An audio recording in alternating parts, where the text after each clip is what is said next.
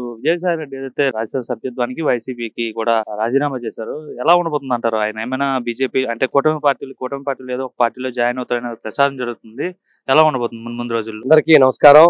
ముఖ్యంగా విజయసాయి రెడ్డి అనే వ్యక్తి రాజకీయాలకి మచ్చ తెచ్చినటువంటి వ్యక్తి, రాజకీయ విలువల్ని మంట గెలిపినటువంటి వ్యక్తి, A2గా ఉండి A1తో పాటు సైకో జగన్మోహన్ రెడ్డితో పాటు 16 నెలల పాటు జైల్లో ఉండి ఆనాడు రాజశేఖర రెడ్డి కుటుంబంతో సంబంధాలుండి ఆడిటర్గుండి దొంగలెక్కలు రాసి టీటీడీ బోర్డు మెంబర్తో రాజకీయ జీవితాన్ని ప్రారంభించి రాజశేఖర రెడ్డి ఆశీస్సులతో మరి ఈనాడు A2గా ఉండి నెంబర్ 2గా చలామణి అయ్యాడు వైసీపీ ప్రభుత్వంలో. ఆనాడు 5 సంవత్సరాలు 19-24 మధ్య చేసిన అరాచకాలు కోకొల్లోలు చేశాడు. వైజాగ్లో భూములు కొల్లగొట్టడం కావచ్చు, అదేవిధంగా కాకినాడ పోర్టు కేవీ రావు దగ్గర నుంచి కొట్టేయడం కావచ్చు, మరి అన్నిట్లో డ్రగ్స్ లో కూడా వాడికి పాత్ర ఉంది. వాడికి మరి రాజకీయంగా ఎవరు నెట్ట మాట్లాడాడో మనం అంతా కూడా చూసాం. గౌరవ చంద్రబాబు నాయుడు గారు 14 సంవత్సరాలు అప్పటికే ముఖ్యమంత్రి ఉండి ప్రధాన ప్రతిపక్ష నాయకుడు ఉంటే అవమానకరంగా అవమానించే విధంగా మాట్లాడిన తీరుని సభ్య సమాజం తలదించుకునే విధంగా రాజకీయాల్లో కొనసాగే అర్హత లేనటువంటి ఒక నీచ నికృష్టమైన వ్యక్తి నుండి విజయసాయి రెడ్డి మరి అన్ని పాపాలు చేసి ఈరోజు ఆ పాపాల పరిహారం పొందకుండా, ఆ పాపకు సంబంధించినటువంటి శిక్ష పడకుండా వారు ఏదో తప్పించుకొని పోయి నాకున్నటువంటి లింక్స్తో నేను ఈ రాజీనామా చేస్తున్నానని చెప్పడం చాలా దారుణం, దురదృష్టకరం. ప్రజలంతా కూడా తీవ్రంగా ముక్త కంఠంతో వారి యొక్క వ్యవహారాన్ని ఖండిస్తా ఉన్నారు. వారికి తగిన శిక్ష పడాల్సిన పరిస్థితి ఉంది.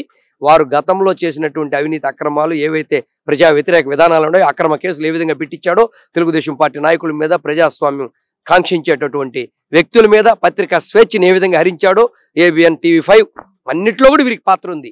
అదేవిధంగా కలెక్షన్ ఏ విధంగా చేశాడో, ఉత్తరాంధ్రలో ఉండి ఏ విధంగా ఇబ్బందులు పెట్టాడో, వాటన్నింటి మీద సమగ్రమైన దర్యాప్తు జరిపి ప్రస్తుతం ఉన్నటువంటి కూటమి ప్రభుత్వం చంద్రబాబు నాయకత్వంలో, అదేవిధంగా పవన్ కళ్యాణ్ గారు, మన నరేంద్ర మోడీ గారు కూడా దీన్ని ఒక మోడల్ గా తీసుకొని ఇటువంటి వ్యక్తుల్ని వెలివేయాల్సిన పరిస్థితి ఉందని ఈ సందర్భంగా ప్రజలంతా కూడా కోరుకుంటున్నారు. ఆ విధమైన ఆలోచనలు ఈ రాష్ట్ర ప్రజానీకం ఉన్నారని తెలియపరుస్తాను. అంటే జగన్మోహన్ రెడ్డికి, వైఎస్ఆర్ ఫ్యామిలీకి అత్యంత విధేయతుడిగా సన్నిహితుడిగా ఉన్న విజయసాయి రెడ్డి ఈరోజు బయటకు రావడానికి గల ప్రధాన కారణం ఏంటంటే ఏం చెప్తారు? జగన్మోహన్ రెడ్డికి విజయసాయి రెడ్డికి మధ్య చెడిందా, లేక జగన్మోహన్ రెడ్డి కావాలనే ఒక డ్రామా ప్లే చేస్తున్నారు?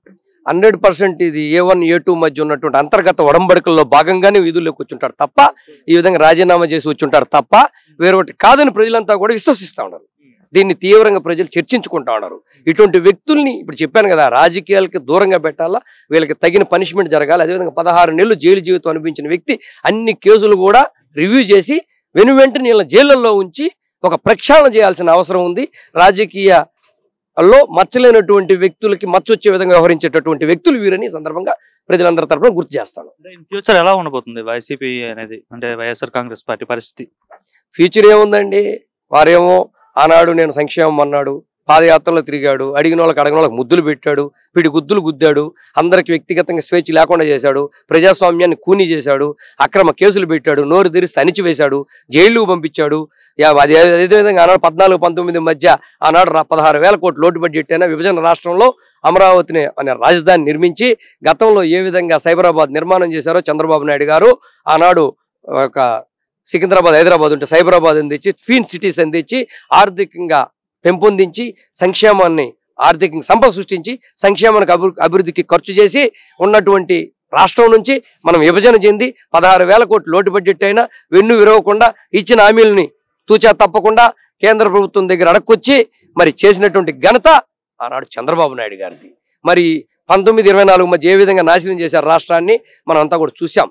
మరి పెన్షన్ 1000 రూపాయలు పెంచడానికే 4 సంవత్సరాలు తీసుకొని 250 లెక్కన పెంచినటువంటి ప్రజా వ్యతిరేక పాలన సాగించినటువంటి వ్యక్తి జగన్మోహన్ రెడ్డి సైకో అని సందర్భంగా గుర్తు చేస్తున్నాం. అదేవిధంగా ఇటువంటివన్నీ కూడా బేరీ చేసుకుంటా ఉన్నారు ప్రజలు.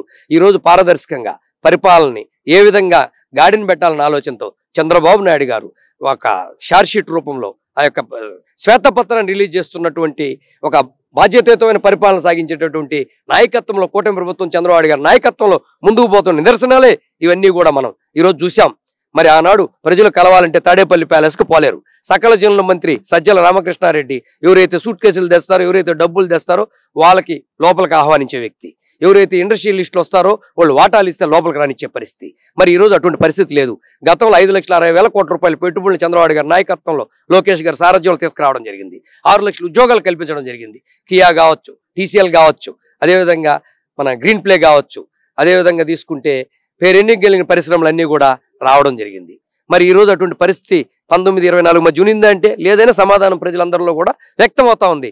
మరి ఎవరైనా ఫ్యాక్టరీ పెట్టాలని వస్తే వాళ్ళ వాటా ఇమ్మనే పరిస్థితి. ఈ రోజు కాకినాడ పోర్టు చూసాం, వాళ్ళ దగ్గర నుంచి వాటాలు రాసుకునేట్టు దౌర్జన్యం చేసేటటువంటి కేసులు పెట్టేటువంటి పరిస్థితి, అక్రమ కేసులు పెట్టే పరిస్థితి. మరి అదేవిధంగా స్కిల్ డెవలప్మెంట్ ద్వారా విద్యార్థులకు నైపుణ్యాన్ని తీసుకొచ్చి వాళ్ళ యొక్క స్కిల్కి సంబంధించిన ఉద్యోగాలు కల్పించే దాంట్లో భాగంగా మరి ఆనాడు శిక్షణ ఇచ్చి ఎన్నో క్లస్టర్లు పెట్టి అన్ని ఎక్విప్మెంట్స్ పెట్టి చేస్తే దాంట్లో 4.5 సంవత్సరం తర్వాత ఈ యొక్క సైకో ముఖ్యమంత్రి, అదేవిధంగా విజయసాయి రెడ్డి, వైవి సుబ్బారెడ్డి, ఆనాడు ఉన్నటువంటి DGP Rajendranath Reddy, CID chief రఘురామరెడ్డిలు కలిసి అక్రమంగా ఎఫ్ఐఆర్లో లేని పేరు గౌరవ చంద్రబాబు నాయుడు గారు మచ్చలేనటువంటి నాయకులు, దేశ స్థాయిలో కూడా ప్రధానమంత్రుల్ని రాష్ట్రపతులు నిర్ణయించినటువంటి సామర్థ్యం కలిగినటువంటి, పారదర్శకం కలిగినటువంటి, భావి తరాలకు మార్గదర్శకుడైనటువంటి, ఒక దిక్సూచి లాంటి, ఒక ఆదర్శప్రాయుడైనటువంటి, ఒక దార్శనికుడైన నారా చంద్రబాబు నాయుడు గారిని ఏ విధంగా ఎఫ్ఐఆర్ లేని పేరు పొందుపరిచి ఏ విధంగా కేసు పెట్టి దాంట్లో అప్పటికప్పుడు నోటీసు కూడా ఇవ్వకుండా నంద్యాలలో ప్రజల మధ్య ఉండి ప్రజా సమస్యలు పరిష్కరించే భాగంగా ప్రజలు ఆనాడు సమస్యలు కొట్టుముట్లాడుతుంటే అప్పుడున్నటువంటి అరాచక ప్రభుత్వాలు పడుతున్న ఇబ్బందులు, సైకో పాలనలో ఉన్నటువంటి కష్టాలు నష్టాలు తెలుసుకోవడం ఇదేమి కర్మ అనే కార్యక్రమం, అదేవిధంగా బాబు షూరిటీ భవిష్యత్ గ్యారంటీ అనే కార్యక్రమాల్లో పాల్గొని ఉన్నటువంటి సమయంలో మరి ఏ విధంగా అరెస్ట్ చేశారో రాష్ట్ర ప్రజలు యావత్ ప్రపంచమే చూసి నివ్వెరపోయింది. మరి అటువంటి వ్యక్తులు ఇక రాజకీయాల్లో కొనసాగుతారనేది భ్రమ. మరి ఈ రోజుకి కూడా ఏ ఒక్క తప్పు లేకుండా పరిపాలన సాగించే నాయకుడు చంద్రబాబు నాయుడు గారు, కూటమి ప్రభుత్వం. మరి ఈ రోజు పరిపాలన పారదర్శకంగా ఉంది, ప్రజాస్వామ్యతంగా ఉంది, ప్రజల మధ్య నిర్ణయాలు తీసుకుంటున్నాం, అధికారులందరినీ ప్రజల వద్దకే పంపుతున్నారు. ఆ విధమైనటువంటి పరిపాలనలో జనవరి నుంచి ఈదుల్లోకి వస్తానని చెప్పాడు పరదాలు కట్టుకొని వచ్చే ముఖ్యమంత్రి. ఆనాడు పరదాలు కట్టుకొని ప్రజలు లేకపోయినటువంటి వ్యక్తి పోలీసుల అండతో పెట్టరేగిపోవడం జరిగింది సైకో ముఖ్యమంత్రి జగన్మోహన్ రెడ్డి ఆనాడు 1924 మధ్య. ఈ రోజు మరి ఏమని వస్తావా ప్రజల్లోకి, ఏం చెప్తావు వచ్చి అని సూటిగా ఈ రోజు ప్రజలంతా కూడా చర్చించుకుంటున్నారు, ప్రశ్నిస్తా ఉన్నారు. అటువంటి రాజకీయ పార్టీలు భవిష్యత్ గల్లత్ అవడం తథ్యం. మొన్నే 11 సీట్లతో ప్రతిపక్ష స్థానం గల్లత్ చేశారు.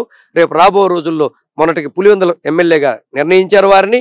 రేపు రాబో రోజులు ఈ రాష్ట్రం బయట తరిమి కొట్టే అత్యంత పరిస్థితులు దగ్గరలో ఉన్నాయి. ప్రజలు అటువంటి ప్రజాస్వామ్యమైనటువంటి నిర్ణయం తీసుకుంటున్న ఈ సందర్భంగా మీ ద్వారా ప్రజలందరూ కూడా విజ్ఞప్తి చేస్తున్నారు. ప్రజల్లో ఉన్నటువంటి ఆలోచనలు తెలియపరుస్తా ఉన్నారు.